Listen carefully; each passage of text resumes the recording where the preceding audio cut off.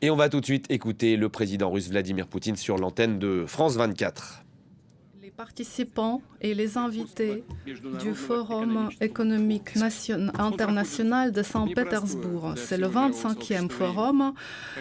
C'est un moment difficile pour notre communauté internationale quand les systèmes économiques et leurs principes se trouvent sous menace. Plusieurs connexions commerciales, logistiques et autres qui ont été menacées déjà par la pandémie de Covid sont menacées de nouveau. Aujourd'hui, la réputation commerciale, le manque de confiance vis-à-vis des partenaires sont devenus réalité. Et nos partenaires, nos anciens partenaires l'ont fait au nom d'ambition et au nom d'illusions politiques. Aujourd'hui, je vous présenterai la vision de la Russie et de nos dirigeants sur la situation actuelle économique et sur les perspectives. Et je vous dirai également comment la Russie prévoit d'agir dans des conditions économiques qui changent rapidement. Il y a 2 ans, quand je parlais au forum de Davos, je disais que l'époque de monde monopolaire est terminée. Cela est terminé malgré toutes les tentatives de la préserver et de la conserver même par tous les moyens possibles. C'est un mouvement historique naturel, car il est très difficile de combiner la variété culturelle économique avec le seul standard. Les standards qu'on essaie d'imposer à partir d'un seul centre. Et le défaut est contenu dans l'idée que si c'est seulement les États forts qui prennent toutes les décisions, cela ne peut pas fonctionner. Et quand toutes les décisions travaillent seulement dans un côté, seulement quand on joue seulement dans un sens. Les États-Unis, ayant prononcé leur victoire dans la guerre froide, se sont vus en tant que missionnaires de Dieu sur la terre, qui ont les intérêts qui sont considérés comme sacrés. Ils n'ont pas remarqué que pendant les 10 dernières années, dans le monde entier, de nouveaux centres puissants se sont développés. Et ces centres développent leur propre modèle d'institution et de croissance économique. Ils ont droit de défendre leur souveraineté nationale. Il s'agit de processus naturels. Il s'agit également de changements tectoniques dans l'économie mondiale, dans tout le système de relations internationales où le rôle des États dynamiques ayant des perspectives est croissant. Les États qu'on ne peut plus ignorer. Je répéterai, ces changements ont un caractère fondamental et indéniable. Je dirais qu'il est impossible de rester assis et attendre que tout redevienne comme avant. Non, cela ne va pas se produire ainsi. Mais il semblerait que certains leaders d'États occidentaux restent centrés sur leurs illusions et s'accrochent aux idées du passé, car ils pensent que la domination par l'Occident du système économique mondial est éternel. Non. Ils nient simplement la réalité. Ils essayent de contredire le courant de l'histoire en restant dans leurs propres illusions, en restant dans l'illusion d'État de ce qu'on appelle le milliard d'or.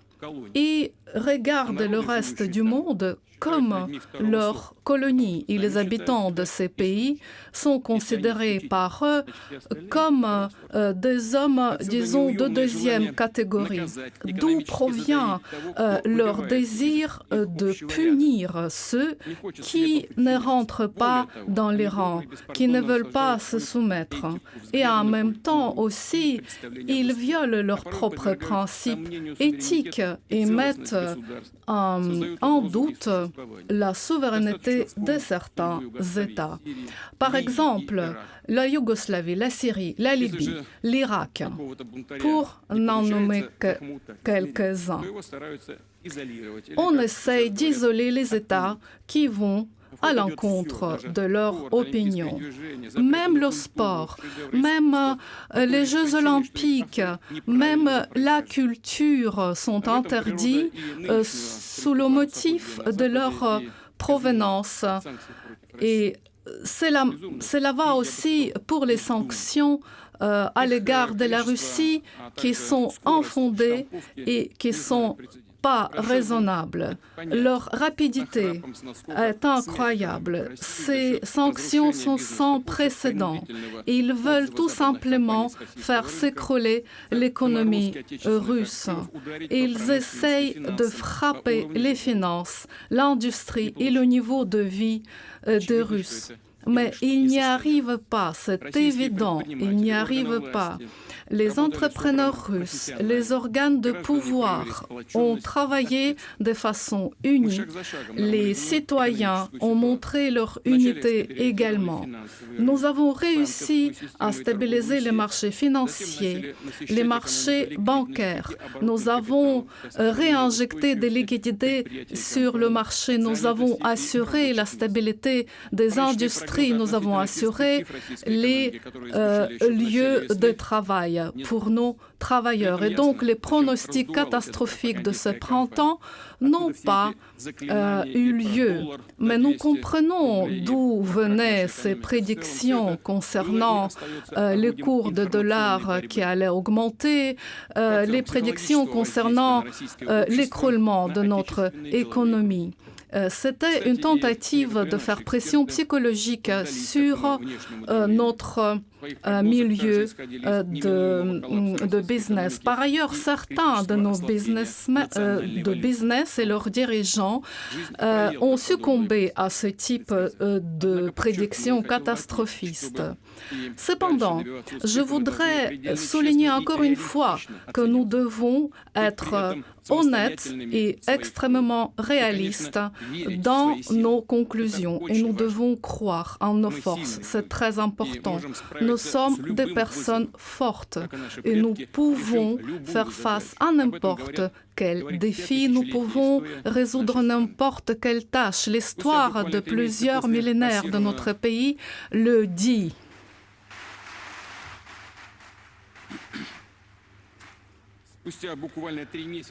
3 mois après les sanctions sans précédent, nous avons réussi à mitiger l'inflation. Aujourd'hui, elle ne fait que 16,7%. Et comme vous savez, notre situation économique se stabilise, nos finances sont stables. Je ferai quelques comparaisons avec d'autres régions.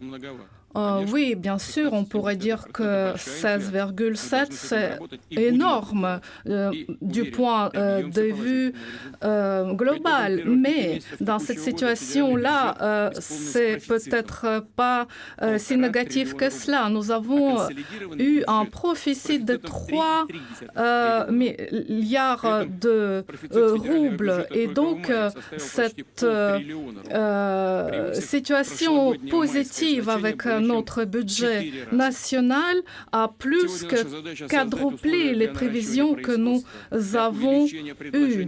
Donc nous avons eu la possibilité de reconstituer et refonder nos marchés internes. Je vous ai déjà dit, nous avons pris des mesures spécifiques et très ciblées pour réinjecter des liquidités dans l'activité de nos compagnies. Et tout ceci dans le deuxième trimestre de cette année. Et aujourd'hui, les entreprises nationales ont beaucoup plus de souplesse pour leur fonctionnement pendant le troisième trimestre. En ce qui concerne les paiements d'assurance, ils pourront être retardés également et on pourra le faire pendant 12 mois à partir du mois de juin de l'année prochaine. Nous avons également baissé les taux d'hypothèque au mois de mai qui représente 9%. Nous avons prolongé le programme de soutien de ce taux bas pour permettre aux Russes de continuer à investir dans l'immobilier. Et ensuite, également, les taux d'intérêt des banques russes continuent à descendre. Notre banque centrale continue à descendre son taux d'intérêt et je propose de descendre encore une fois le taux d'intérêt concernant les hypothèques jusqu'à 7%. Mais ce à quoi je voulais attirer votre attention, c'est que l'action des programmes initiés durera le même temps, donc, et se terminera à la fin de cette année. Donc, les sommes des crédits maximum restent 12 millions de roubles pour Moscou et Saint-Pétersbourg et 10 millions de roubles pour le reste de notre pays. Nous avons bien évidemment attiré plus de crédits pour les investissements à long terme. Et notamment, nous devons soutenir les structures économiques et nous devons le sortir du domaine de soutien étatique vers les structures financières. Et nous allons allouer 120 milliards de roubles pour le soutien de ces programmes, ce qui permettrait de nouvelles lignes de crédit pour de nouveaux projet pour un demi-trillion de roubles. Je vous disais que le blitzkrieg économique contre la Russie n'a pas eu de succès. Et comme vous savez, l'arme de sanctions, en fait, elle va dans les deux sens. Et cela est démontré par les quelques années dernières. Et cette arme, elle menace également ceux qui l'inventent et ceux qui l'utilisent. Nous savons que parmi les leaders des États européens, au niveau informel, des perspectives assez inquiétantes sont discutées. Ils disent que non seulement contre la Russie qu'ils vont établir ce type de sanctions, mais contre tous ceux qui sont contre leur politique, y compris les membres de l'Union européenne. Mais ils ont déjà menacé leur propre économie en introduisant ces sanctions. Nous avons déjà vu comment les problèmes économiques et sociaux se sont renforcés et accentués en Union européenne et aux États-Unis. Nous voyons à quel point le niveau de vie des Européens diminue. Nous avons fait quelques calculs et depuis le début des sanctions, les pertes de l'Union européenne pourraient constituer 400 millions de dollars vers l'année prochaine. Ce sont les conséquences directes des sanctions et ce sont les Européens qui vont payer ce prix-là. Maintenant, l'inflation dans les États membres de l'Union européenne a dépassé 20%. Je vous ai donné les chiffres concernant notre inflation et le niveau d'inflation de l'Union européenne. Mais eux, ils ne mènent pas d'opérations militaires. Et vous voyez, chez eux aussi, le niveau d'inflation est le plus haut depuis les 40 dernières années. Mais nous avons déjà réussi à procéder à l'indexation de nos salaires ainsi que de nos retraites pour assurer le niveau de vie minimal des couches les plus défavorisées de la population. Et nous avons réussi également à soutenir notre système bancaire. Bien évidemment, nous comprenons que la situation actuelle est toujours difficile pour nos citoyens et je remercie que nos citoyens ont fait retourner beaucoup d'argent dans les banques vu ce taux d'intérêt assez élevé. Nous savons que l'inflation actuelle mange une grande partie d'économie de nos citoyens. Nous savons aussi que les pertes pour les compagnies européennes sont énormes. Nous savons que l'économie européenne perd de la rapidité de sa croissance de façon systémique pour plusieurs années. Ils ont des problèmes systémiques profonds qui sont là et qui vont croître. J'en ai également parlé à Davos. Les conséquences directes des politiques européennes actuelles seront l'exacerbation de cassures, de fractures qui existent dans leur société et entre les différentes couches de leur société. Aujourd'hui, ces contradictions sont étouffées, mises sous le tapis. Mais quand on regarde ce qui se passe aujourd'hui en Europe, quelles sont les forces qui arrivent au pouvoir, c'est juste incroyable parce que en fait, ce sont comme des partis frères parce que on ne change que les participants, mais le sens des politiques ne change pas. On voit l'augmentation de courants populistes. On remarque la dégradation des élites qui pourrait entraîner leur changement. Aujourd'hui, nous voyons que les nouvelles formations rassemblent beaucoup aux anciennes. Donc, on peut faire semblant que tout se passe bien et que ce ne sont que le prix à payer pour l'unité ne servirait à rien. Aujourd'hui, l'Union européenne a perdu sa souveraineté économique et politique, d'autant plus qu'ils répondent aux demandes extérieures en menaçant leur propre business et leur propre économie. La situation actuelle et la situation économique actuelle difficile n'est pas le résultat de ces quelques derniers mois. Bien sûr que non. Ce n'est pas le résultat de l'opération militaire spéciale que la Russie mène dans le Donbass. Le dire, c'est vraiment déplacer la responsabilité ailleurs. En fait, la situation actuelle a été créée il y a bien longtemps.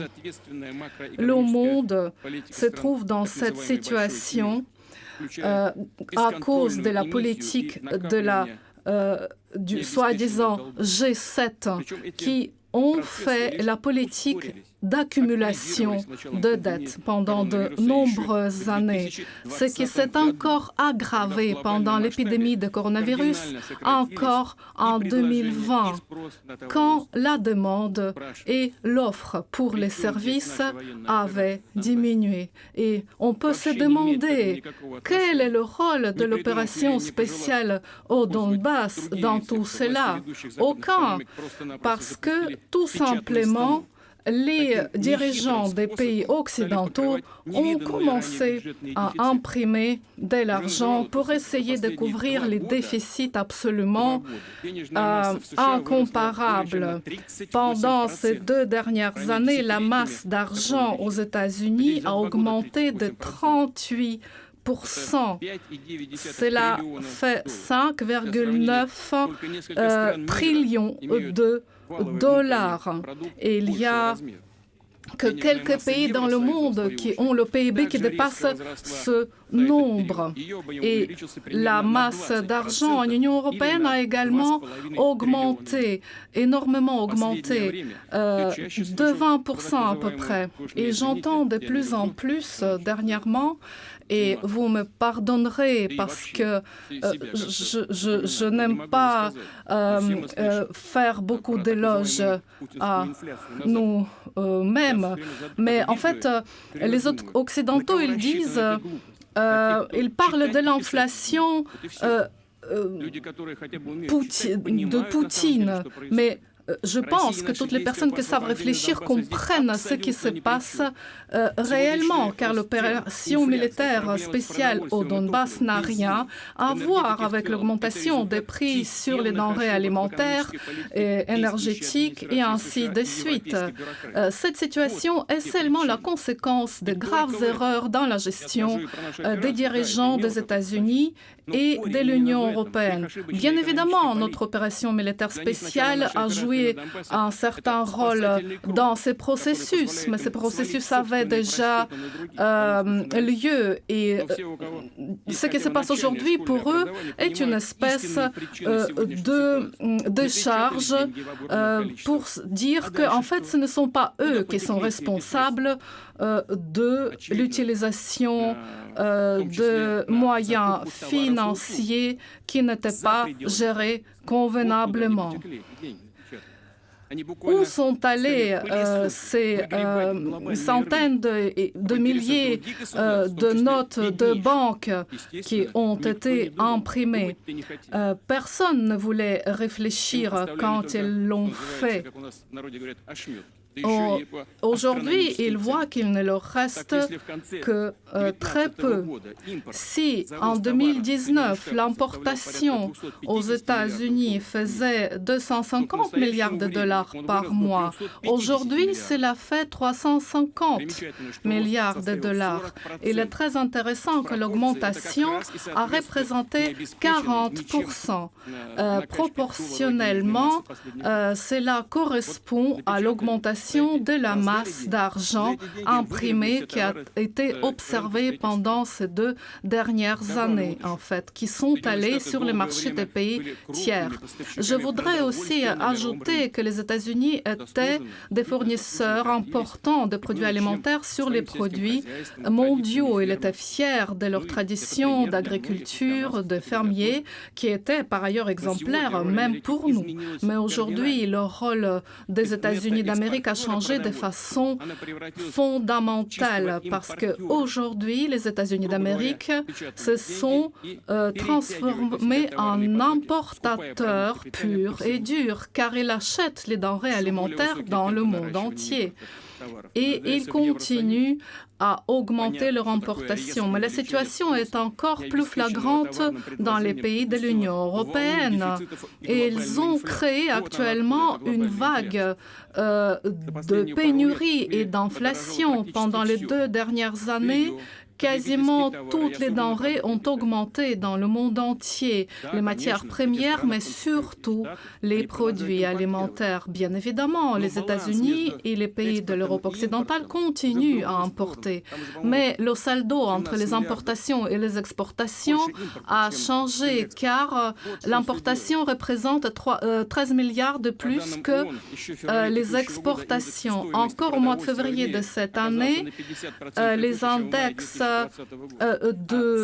d'importation de produits alimentaires faisait 50%.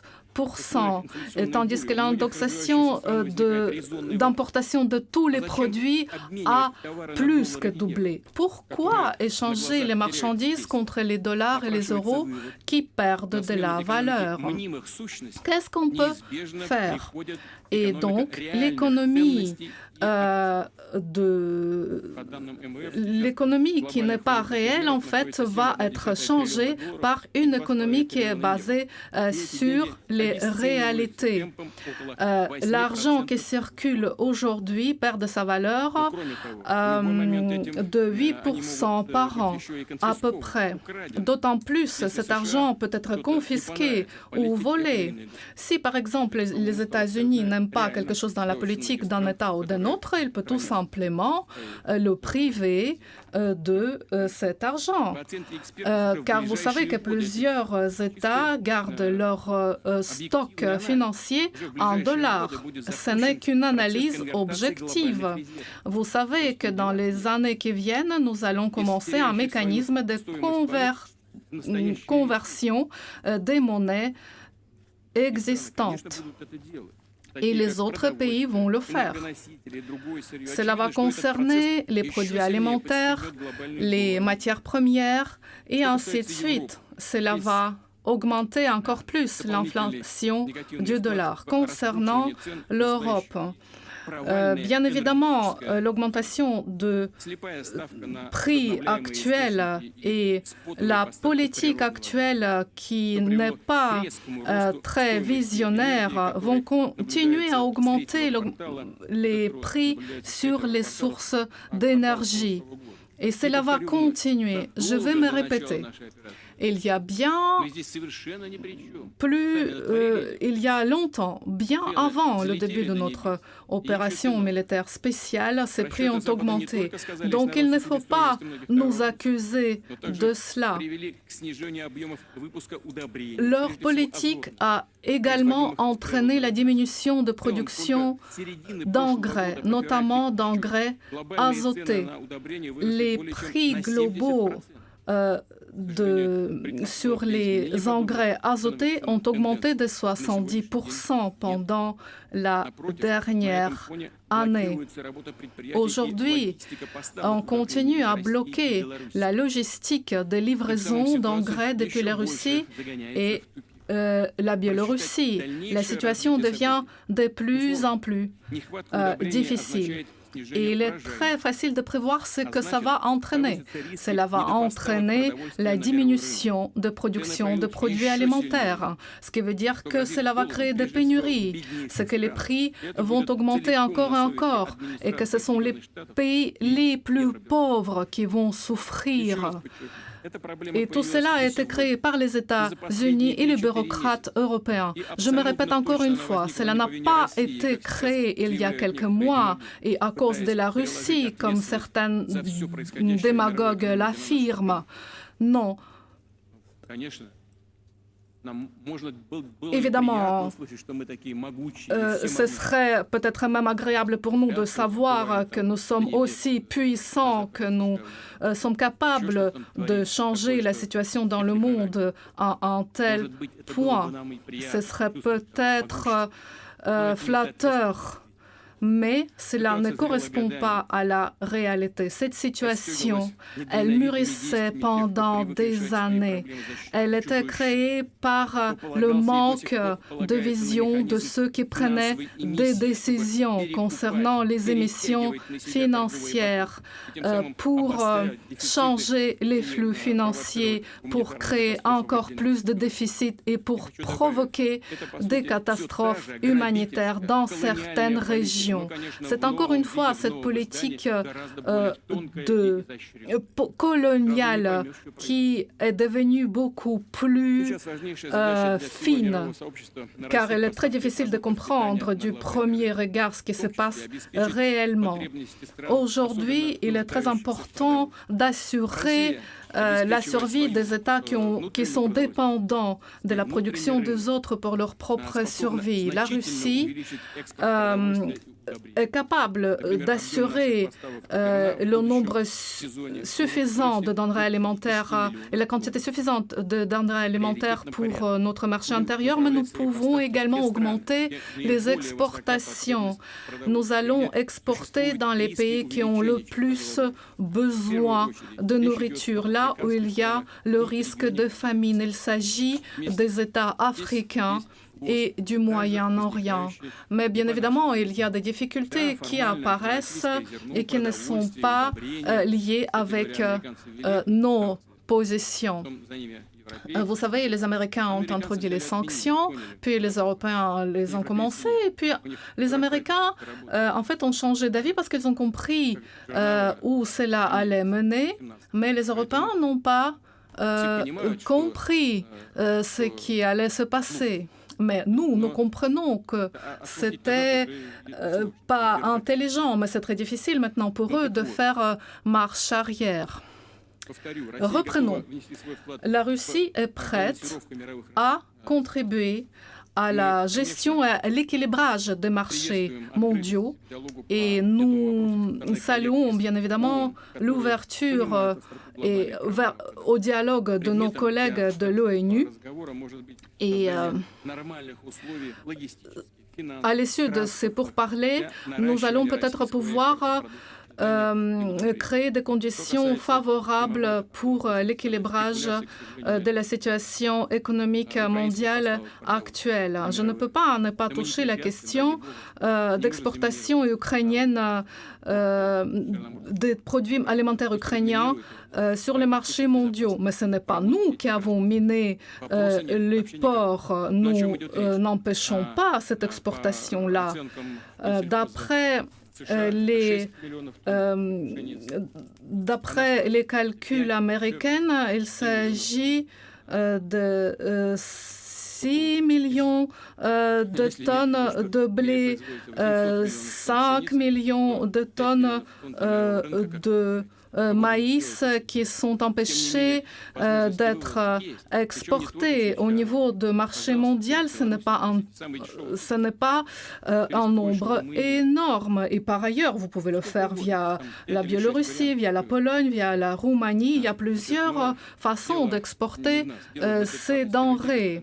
Donc, encore une fois, ce n'est pas de notre responsabilité, c'est de la responsabilité des pouvoirs qui sont en place à Kiev et ils doivent prendre ces décisions de façon indépendante.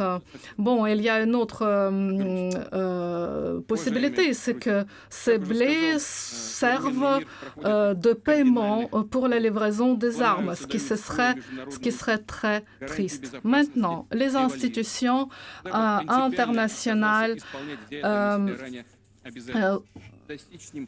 ne fonctionne pas correctement. C'était très difficile de conclure quelques accords que ce soit. Aujourd'hui, la décision de la Russie de mener cette opération militaire spéciale a été difficile, mais elle était indispensable. C'était la décision d'un pays souverain, et ce qui est d'ailleurs inscrit dans les statuts de l'ONU. Donc, la Russie voulait tout simplement défendre sa souveraineté. Vous savez que les Russes étaient objet de génocide pendant plusieurs années. Vous savez que l'Occident ne faisait que augmenter la présence militaire sur le territoire ukrainien. Concernant la situation économique des habitants de l'Est de l'Ukraine, ça n'intéressait personne. Mais des sommes énormes d'argent ont été allouées pour la russophobie et pour la livraison des armes. Aujourd'hui, les défenseurs de territoires de l'Est de l'Ukraine luttent pour leur droit de définir où appartiendra leur avenir. Ils luttent contre les pseudo-valeurs qu'on essaie de leur imposer. Bien évidemment, tous les objectifs de notre opération militaire seront atteints.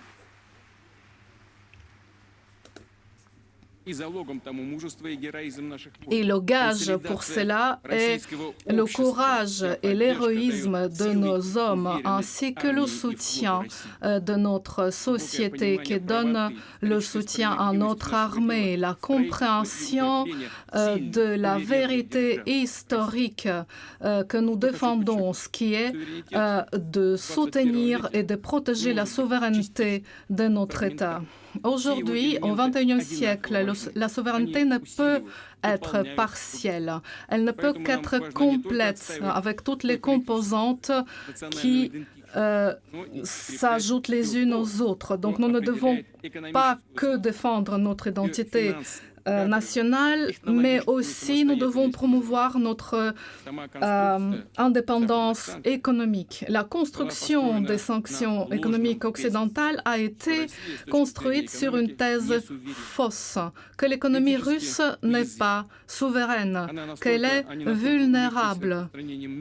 Ils se sont tellement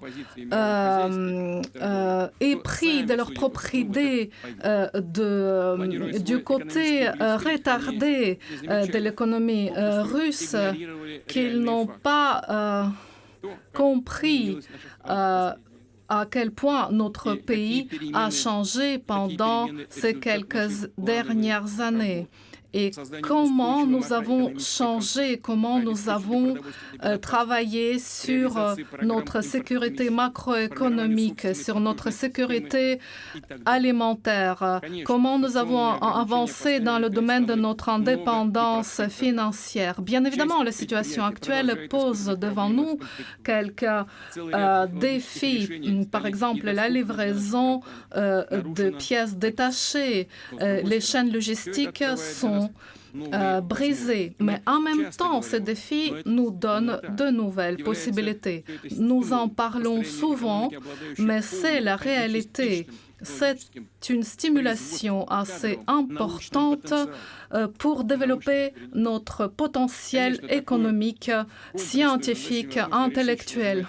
Bien évidemment, il est impossible de résoudre une tâche d'une telle complexité rapidement. Nous devons travailler dans une perspective à long terme. Et en réalisant les plans de développement de l'économie de notre pays ne sont pas changés. Il n'y a que les façons de les atteindre qui changent. Et je voudrais toucher quelques points importants pour le développement de notre pays.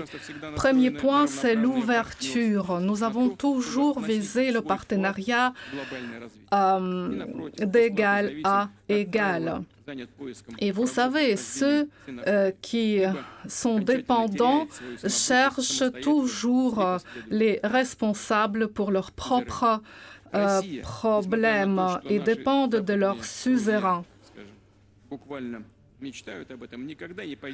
Et vous savez que la Russie ne va pas aller vers l'auto-isolement. Nous allons continuer à chercher des partenariats avec tous ceux qui veulent continuer à collaborer avec nous. C'est une majorité d'États du monde. Tout le monde le sait.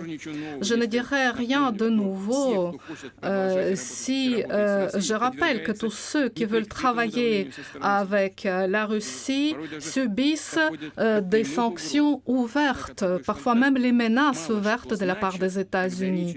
Parfois, un tel chantage ne vaut pas grand-chose quand de vrais leaders dirigent tel ou tel pays et que ces leaders comprennent où sont leurs véritables intérêts. Et la Russie va continuer à augmenter la coopération avec ces États. Bien évidemment, nous allons continuer à coopérer avec les entreprises occidentales qui, malgré tous les bâtons qu'on leur met dans les roues, continuent à collaborer avec nous. Nous allons créer une nouvelle plateforme de paiement indépendante pour augmenter et faciliter les structures logistiques. Nous développons les nouveaux couloirs logistiques. Nous construisons les nouveaux ports de cargaison, notamment dans les mers nordiques, ainsi que dans le bassin de la mer Caspienne et de la mer Noire, ce qui permettrait des canaux de communication avec les pays de l'Asie centrale et de Proche-Orient. Ce n'est pas que le commerce international qui est important, mais c'est aussi la coopération humanitaire, sportive et culturelle qui importe dans l'établissement et le renforcement de ces contacts. Le deuxième principe de notre développement durable, ce sont les libertés économiques. Chaque initiative privée qui va viser le bien-être de la Russie doit être soutenue. La pandémie nous a montré à quel point la flexibilité et la liberté économique sont importantes, car il est possible d'être concurrentiel sur le marché mondial en s'adaptant aux réalités changeantes. Il est très important d'assurer le développement de l'économie en s'appuyant sur les business privés. Vous savez que nous avions un moratoire sur les vérifications de petites et moyennes entreprises jusqu'à 2018. Nous l'avons étendu jusqu'à l'année 2021. Et vous savez que nous avons encore diminué les vérifications de tous les représentants de business privés à condition qu'ils ne soient pas dangereux pour l'environnement. Donc, nous vérifions de moins en moins nos business privés. Nous les avons diminués de 6 fois l'année dernière. Pourquoi? Parce que, en fait, grâce à ce niveau de confiance que nous leur accordons, nos entreprises sont devenues beaucoup plus responsables. Cela montre que les entreprises russes sont devenues matures, responsables. Nous avons encore une motivation d'augmenter le niveau de confiance envers nos business. Et nous avons décidé tout simplement d'abolir le système de vérification de toutes les entreprises privées russes qui ne sont pas liées avec la menace potentielle à la santé. Et tout le monde le comprend que on peut adapter une approche orientée aux risques. Et je demande nos dirigeants des structures économiques d'élaborer les programmes qui y correspondent pour minimiser les malversations et d'autres violations. Nous sommes en train de travailler sur les législations économiques et sur les articles du droit pénal relatifs à l'activité économique. Dans l'avenir le plus proche, nous allons adopter la législation et alléger la législation concernant les violations fiscales. En gros, nous devons, de façon prudente, mais de façon appuyée, décriminaliser les infractions économiques. C'est une question très très délicate, car aujourd'hui, nous sommes face à un comportement illégitime de nos partenaires occidentaux et qui font en sorte à ce que les business russes sont obligés de ne pas respecter les accords. Mais nous comprenons bien qu'ils ne le font que parce qu'ils n'ont pas d'autre choix. Il est important de réfléchir aussi à assouplir les sanctions concernant les sanctions fiscales. Les législations doivent correspondre aux réalités. Et nous travaillons là-dessus depuis 2016, notamment dans le domaine de l'inflation. Et enfin, nous devons revoir les délais de détention provisoire envers les acteurs économiques. Quand les dirigeants sont en détention, les entreprises sont obligées d'arrêter leur activité. Plusieurs personnes perdent leur emploi. La réputation des entreprises sont menacées. Donc, je demande à tous les responsables de mettre fin à ces pratiques.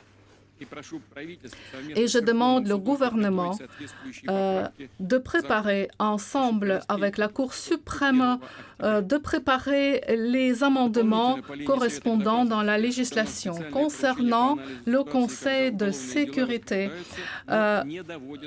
nous devons également travailler sur les affaires criminelles qui sont ouvertes et qui ne sont pas menées à bien. Qu'est-ce qui est derrière tout cela?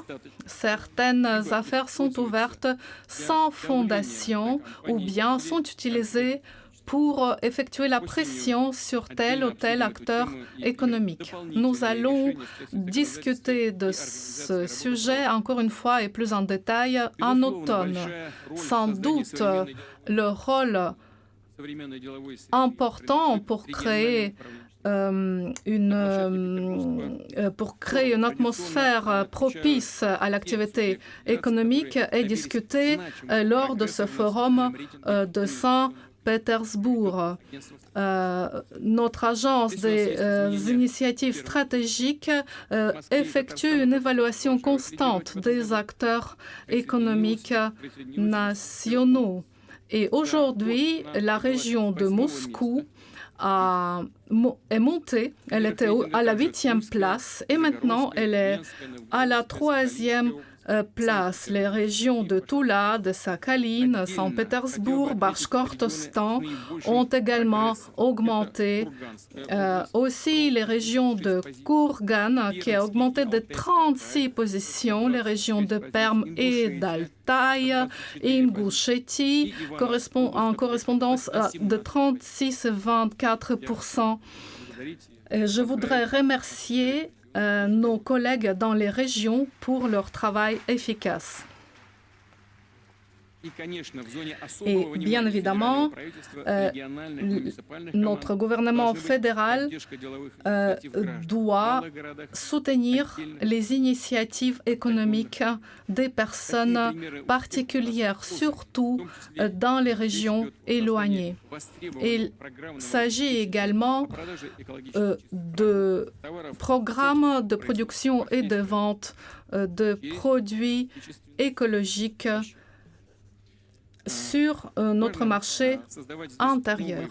Il est très important de créer de nouvelles possibilités, de créer des terrains logistiques électroniques. Il est très important de moderniser également le fonctionnement de la poste russe. Il est important d'aider les petites et moyennes entreprises, les entrepreneurs individuels à obtenir les nouvelles compétences. Nous allons focaliser sur les petites villes et nous allons focaliser sur le développement des petites et moyennes entreprises. Je voudrais m'adresser aujourd'hui aux dirigeants de grandes entreprises, aux gestionnaires. Chers collègues, chers amis, un succès véritable, le sentiment de dignité et de respect vis-à-vis de soi-même viennent seulement quand on lie notre propre avenir ainsi que l'avenir de nos enfants avec l'avenir de notre Voilà patrie. donc pour ce long extrait du discours de Vladimir Poutine au Forum économique de Saint-Pétersbourg.